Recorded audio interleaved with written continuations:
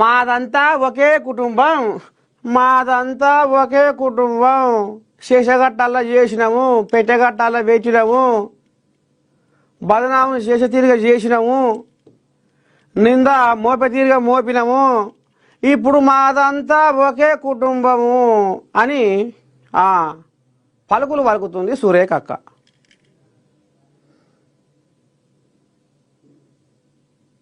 Police వాళ్ళు ఇంటి మీదకి రా బిడ్డ ఉసుగొల్పి నీ దండం పెడితే ఓ అమ్మ హారు బారు హారు బారు హారు బారు అరుచుకుంది బిడ్డ సుస్మిత. నోటికి వచ్చిన కూద కూసింది. ఇక లాభం లేదు, ఉన్న పదవి ఊసిపోతట్టుంది. ఏం చెయ్యాలి, ఎట్లా చెయ్యాలి? ఏమయ్యా ఓ మురళి, మన బిడ్డ సుస్మిత ఇకారం తప్పిన కూతురు కూసే, పొంగులేటిని కూసే, రేవంత్ రెడ్డిని కూసే, రోహిన్ రెడ్డిని కూసే, వేం నరేందర్ రెడ్డిని కూసే. మన బిడ్డకు మన బంగారు బిడ్డ నోటికి తాళం లేకపాయే, మన బంగారు బిడ్డ నోటికి హద్దు లేకపాయే. నోటికి వచ్చిన కూతను ఇచ్చిపెట్టే. ఇప్పుడు ఏం చేద్దామయ్యా? ఇక్కడక్కడ నాకు గుసగుస వినపడుతుంది. వాళ్ళు వీళ్ళు ఫోన్లు చేస్తుర్రు.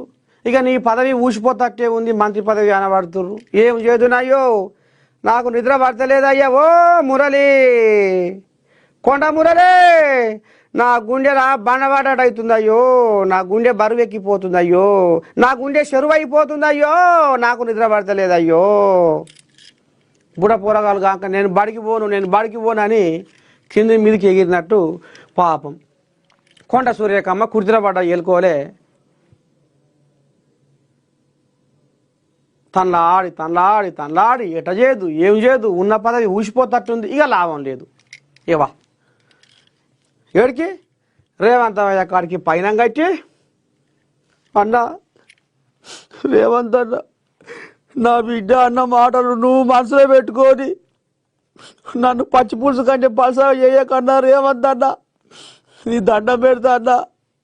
నా పదవి కనుక ఊసిపోతే నేను భూమి మీద ఉన్నా ఒకటే లేకున్నా ఒకటే అన్న.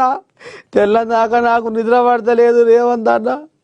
నువ్వు ఎట చెప్పినా ఇంట, ఏం చెప్పినా ఇంట. ఆఖరికి నీకు బహిరంగంగా, నీకే కాదు మీడియా ముఖంగా కూడా నేను బహిరంగంగా క్షమాపణ చెప్తా రేవంత్ అన్న.